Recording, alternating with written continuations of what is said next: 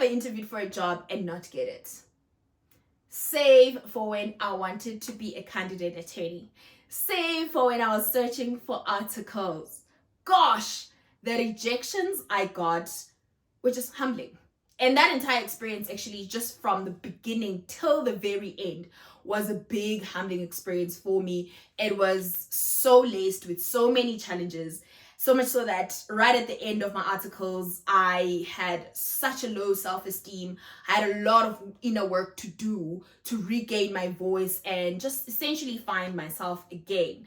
And today, I tell you all about it as I narrate the story of how being a candidate attorney almost broke me. Just in case there's someone else going through that experience right now, or you are about to hop onto it, or you've survived it. Dumelang, and welcome to episode 5 of Reinvent Yourself, a series wherein I'm just sharing my journey with you, essentially to encourage you if you have any parts of your life that you wish to reinvent. So let's journey together as we seek out our dreams, our goals, and our desires in life. The channel is called In Conversation with Boniswa Moto. So, with no further delays, let's get right into it. A little bit of background. Normally, people do their articles, people get to be candidate attorneys when they're a lot younger, when they are in their early 20s. I did my articles when I was 28. I was searching to do articles when I was about 27. Anyway, if you watched the previous episode, you would understand why I did my articles when I was a lot older. It's because I started out working. So I finished my degree. I went directly into corporate with just my degree. And I thought that I would never want to get admitted as an attorney. I thought I'd never want to practice and just be on the journey of training for training as an article clerk and eventually being admitted as an attorney. I thought I'd never want to do that. I've detailed all of those stories in previous episodes. Please do check them out as well. But nonetheless, today we are telling the story of just the entire articles experience. So first things first, I am applying to firms. Just as I was saying that, I've never really been rejected for a job. So when I'm applying to firms and I get the first call to interview with a certain firm in Sandton, I'm excited because I'm like, I know how to sell myself in an interview. I know how to convince the interviewer to choose me from a myriad of candidates. So this is good. I'm gonna nail it. I'm gonna get it. I go to the interview and the energy was off. To be quite honest, I think I did know that I didn't get that job as I was leaving that room because the energy was off. I could tell that the interviewer, so there were 2 people in the room, a senior associate in the firm, and I think she was about to be director. That's why they let her interview me. And she was also with a guy who had been a candidate attorney, but he was just about to be an associate in the firm. So they were the interviewers, and the guy wasn't doing a lot of the talking. The guy who had just been a candidate attorney, he may have contributed 1 question or 2, but the senior associate was doing most of the talking, most of the questioning. And I just knew that, the vibes were off. All the vibes were off Sana Lwami because she asked me some weird ass questions. Hey, I don't know what she was testing for. I think I reflect on that question a lot. What was the question about? Because she asked me, who's the smartest person I know? And I don't know what she was trying to get with that question. Did she think that I would say I am the smartest person I know? And she would then conclude that I was, pompous and not fit to come in to their firm. I don't know what she was trying to get. But anyway, the vibes were off. I leave the room. Obviously, after every interview, you hope that you would have gotten the job. And as I said, that I had a sparkling record of having gotten every job that I interviewed for. So I thought, it's going to go well. Spoiler alert, it didn't. I go to another interview. I get another interview a couple of weeks later. I go in for the interview. The firm is even nicer than the previous firm. It's a bigger firm. It's a lot more established. I'm very excited for the interview. I prepare thoroughly. I use my experience from the previous interview to sort of inform my preparation for this next one. Again, I go in, I actually went in for that one and they were like, okay, cool, we will call you. And they called, I think, the very same day, and they called me for the second round of the interview process. I'm like, okay, we're getting closer. I was quite excited about that opportunity. I won't lie. That firm was promising a lot of good legal training for me. Anyway, I go in for the second round of interviews, and now this is when I started realizing that, okay, I have unique challenges as I'm going through this process. And one of the unique problems that I had with the interview is that they would ask me, so we see that you were on radio. They would say you were on radio. And I'd say, actually, I still am. And they'd be like, oh, okay, so what would be the notice period you would have to put in when you leave? And I'd say to them, leave for where? Going where? Leave for what? And it would be that back and forth now where they are saying to me, but you can't be doing articles, you can't be a candidate attorney and still be doing radio. And I'd say to them, I would actually want to explore my opportunities, my options rather. I'd like to explore what are my options in relation to that, because they were basing that off of a rule that says that you must not have any other commitments as a candidate attorney. Professional commitments as a candidate attorney. You must devote yourself to being a candidate attorney. But as a lawyer myself, I know that for every general rule, there is an exception. So I was pushing back to say there must be some sort of exception. I can apply to get a condonation. Yes, I had actually done my research to say that you can get a condonation to do something else while you're being a candidate attorney. Because, I mean, by the time I was interviewing to be a candidate attorney, I had over 10 years in radio experience. So I wasn't willing to just let that go. In as much as I wanted to get admitted as an attorney so badly, I wanted to pursue that. I wanted to see it through. It was a goal of mine. I was so devoted and dedicated to making it work. But I didn't want to just push down the drain my years of hard work on radio. So I pushed back in that second round of interviewing with this second firm.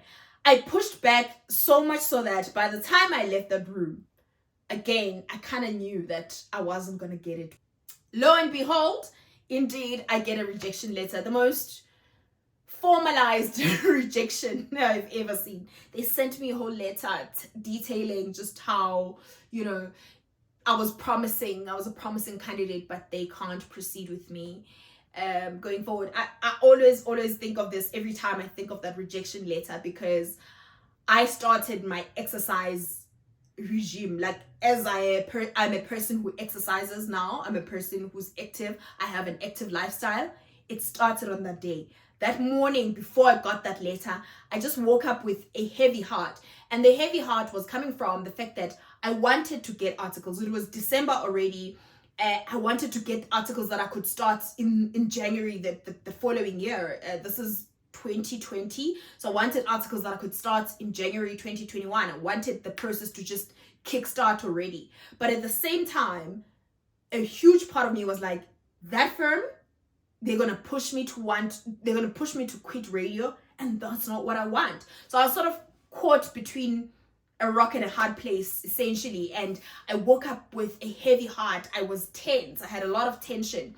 And I woke up, I did a little bit of work because it was a Monday morning. I think I woke up around 6:30. I got a head start with my work. I worked, because we were working from home at the time. I worked, and then I think around 7:30, I left the house and I was like, let me go for a walk. Let me just go clear my head. I need to clear my head. I need to regulate myself emotionally, get rid of this tension that I'm feeling right now. And I went for a walk, and it was a 1.7 kilometer walk. And it changed my life, because from that day onwards, I've been an active girly. I've been that person who go on walks, who go to the gym, and just, I value exercise so much, just because of what it did for me that day. Because when I came back from that 1.7 kilometers, just 1.7 kilometers, I came back, my head was clear. When I came back, I got in and I opened my emails and I got the letter. The letter found me. You know, when they email, they say, I hope this finds you well. The letter found me well, because I had just gone on an exercise session. So I value exercise a great deal. Anyway, this is not about that. I'll talk a little bit about that in another episode, a lot more rather. Anyway, I then read this letter. I'm like, okay, cool. So that was my reaction. That means that was not for me. I don't have to face this thing of having to quit radio now. Let's move on. Again, there's another firm that they reach out to me on LinkedIn. They like, send us your CV. Okay, I send my CV. I'm hoping to be called for an interview. Nothing comes through. And that firm was gonna be good. It was a big law firm. It was gonna be good, but it ended up not happening. I didn't even get to an opportunity to interview with them. Then a lot of moons go by, no interview, no call from any law firm. Yeah, that was hard. That was now the entirety of 2021, until I think about October 2021. I then send my CV to this firm, and they call me. They're like, hey, can you come through for an interview on such and such a date? And I'm like, okay, cool. But now I am scared, because Pella, I started this journey with confidence. I started it understanding that I'm that person who talks herself through any question. I'm that person who can sell herself. I'm that person who's able to convince the interviewer why I am the best candidate. But for the 2 past firms, I've not been able to do that. So now I am nervous. I'm so nervous. Gosh, I was so nervous going into that interview, and I went, but it was just the HR session. It was just HR and me. She interviewed me, so she was basically just doing some screening. So she screened me, like understanding where I am, what's my achievements so far, etc. And after that, I got another call for a callback, essentially another interview with the firm. And again, I went to that interview. It was all of the directors, all of the associate directors of the firm. I think it was about, how many people? 1, 2, 3, 4, 5, 6 or 5. Sit with them. The founding director, the founding and managing director was there as well. I remember the interview got so tense, because now I'm so nervous, and you know, every question that I'm being asked, I'm trying to be as honest as I possibly can, but at the same time I'm like, gosh, it's this honesty that got me here. But they never asked me anything about radio. They didn't mention anything about radio at all. They just asked me about, they just tried to assess me on my work etiquette. I think that's what they focused a lot on. What's my work etiquette and work ethic, essentially just how dedicated I am. And yeah, that was not hard to explain. Yeah, nonetheless, go through the interview, and I almost cried. I think I cried. I almost cried. I remember I asked for water. I was like, can I get some water? Can I get some water? I remember the question she asked me when I asked for water, because now it was choking me up. She asked me, the managing director asked me, everyone has dreams. Everyone has some sort of longing for success. But what differentiates those who make it from those who don't? And yeah, that question just took me down the rabbit hole of just reflecting on my journey at that point, because I had gone through a year-long unemployment journey, just because I bet on myself. And that was the point that I was trying to drive to, that the audacity to go after what you want, the audacity to work hard, the audacity to push against challenges. That is what, in my view, separates those who make it from those who don't. Anyway, there's a whole lot of discourse that we can have on that, but that was the high level answer that I was giving, and it choked me up. So I asked for a glass of water and I got it, and I was fine. Anyway, yeah, I completed that interview, and lo and behold, they called me and they said I got the job. I remember when I got the call, I was not coming from Durban. The call for the second interview, I was coming back from Durban. We had, I think, a calendar shoot at eThekwini. I had gone down for the calendar shoot, and then I was coming back. I was at the airport, literally just as I was getting off the plane, I got the call, and I was like, oh, what are the chances? Because I could have missed that call, because they would have tried to call me while I was on airplane mode. Anyway, I then got the job. I got the security that I got the job to start in 2022. In around, I think it was the 30th of November, that's when they sent me the contract. I signed, everything was all hunky-dory. It was quite a seamless process. Now I was going to be starting 10 January 2022. Now this is where things get really interesting. Arrive on the 10th of January 2022 to start. It's quite a structured process. That's what I really loved about that firm.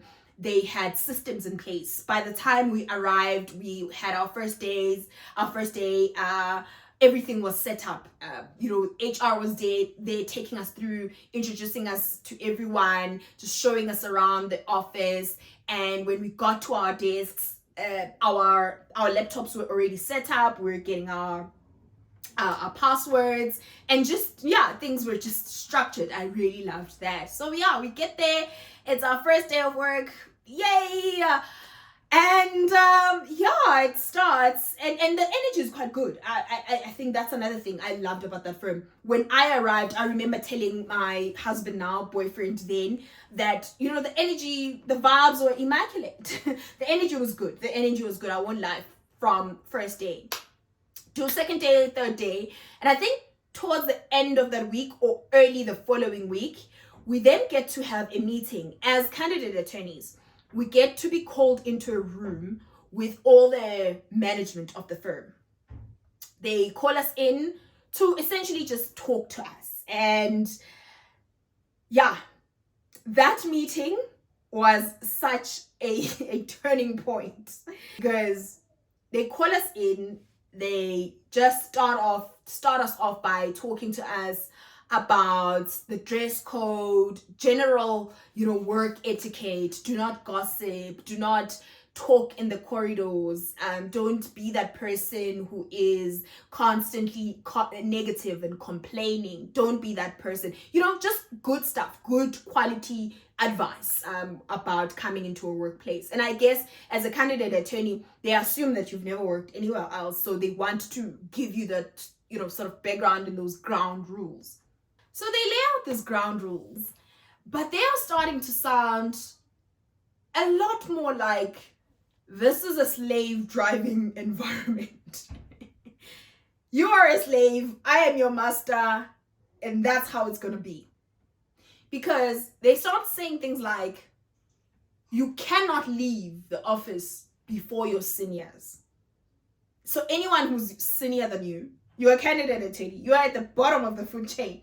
So anyone who is above you in rank cannot be left behind by you at the end of the workday. But here's the problem with that. Seniors, including associates and some senior associates and some associate directors even, they spend the day doing other things. Like some of them even spend the day doing personal things. They go go shopping, they go pick up their kids, they go do all sorts of things. So by the end of the workday, they've already attended to their personal matters, and now they're catching up on the work that they missed out on during the time when they were doing their personal things. Okay? So now the director at 5 o'clock is starting to catch up with the work that they should have been doing at 1 o'clock when they went to pick up their kid from school. And you, as a candidate attorney, you are supposed to sit back and wait for any sort of work that's going to come from the director just because you can't leave. Just because you can't leave your director or your senior behind. Yeah, that rule was like, okay, all right. As if it couldn't get any worse. They started saying things like, your opinions don't matter. We do not want to know what you think. You don't have anything that we can consider.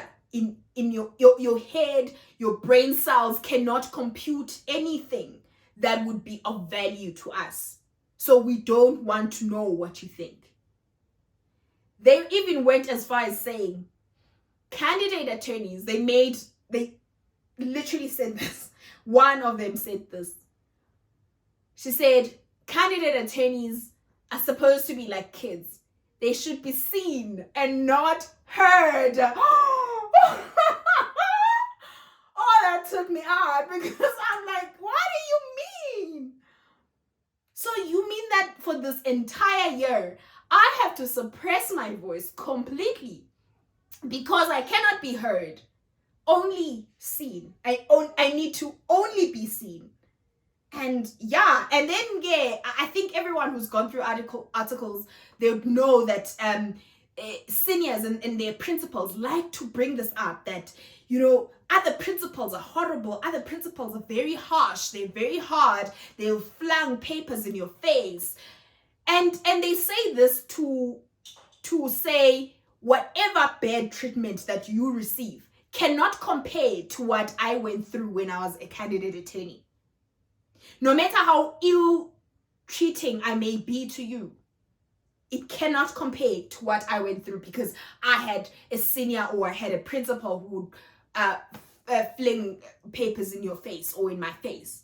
So yeah, so to say, just take it. Just take all of it. Just take all of it. It can't be bad. It could be worse. It could be worse. It could absolutely be worse. That was essentially the messaging that they were sending. And yeah, we left that meeting. There was a colleague of mine who was also, who had worked before. So we debriefed on some, gosh, what do you mean? So yeah, that for me set the tone, obviously. Now, as you're going through the entire year, because you're going through this year, you're understanding that you are training, you want to have a teachable spirit, and you want to be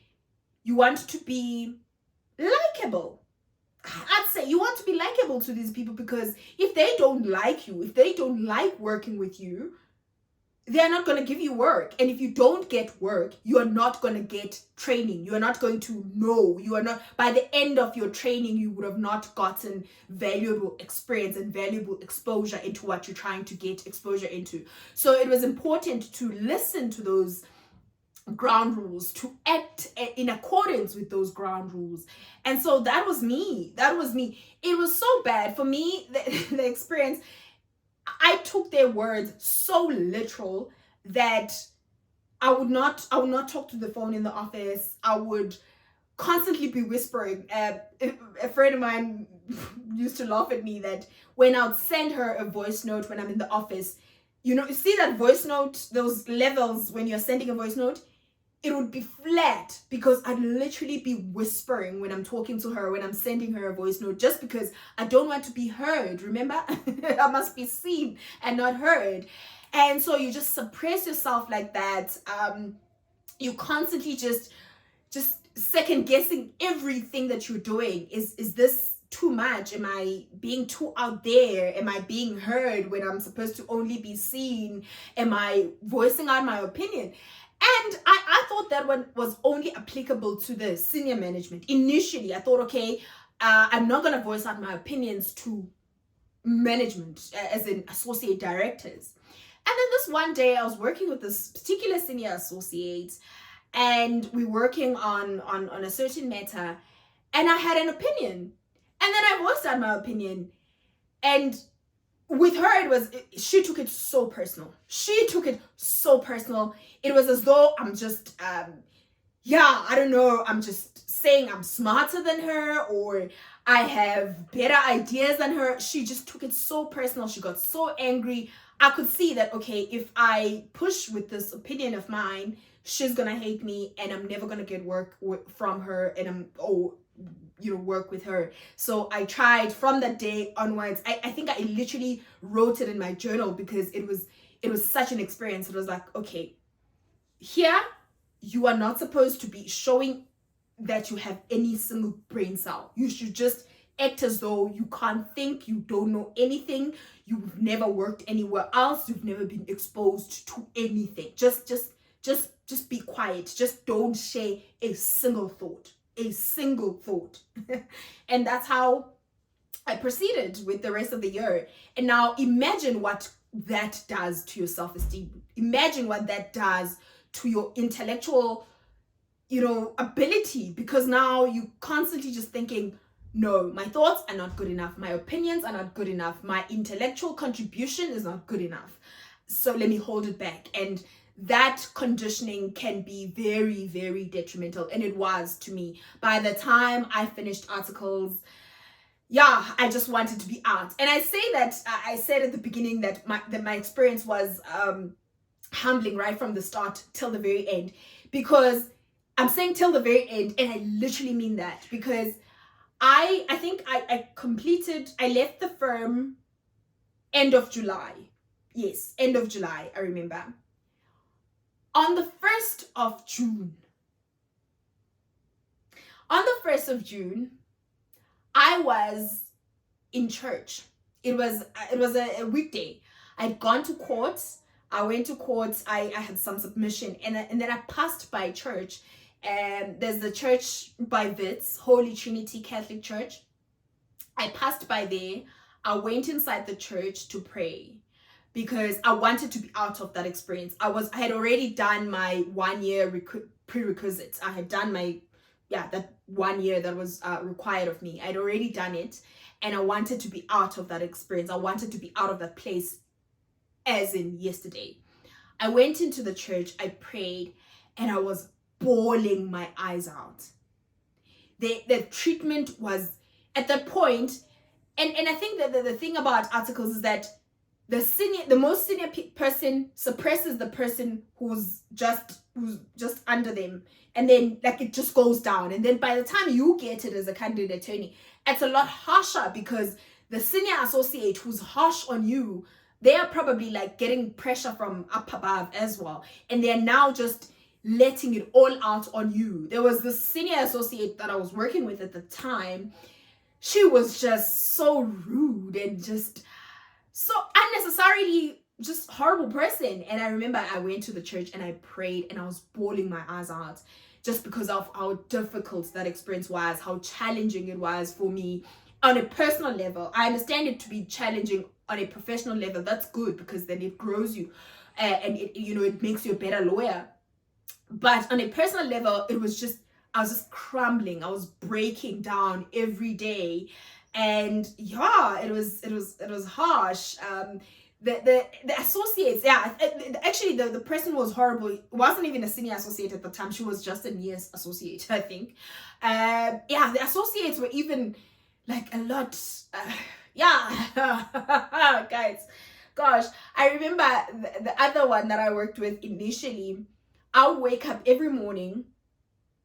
She wasn't the most. She wasn't too bad. She wasn't bad at all, actually.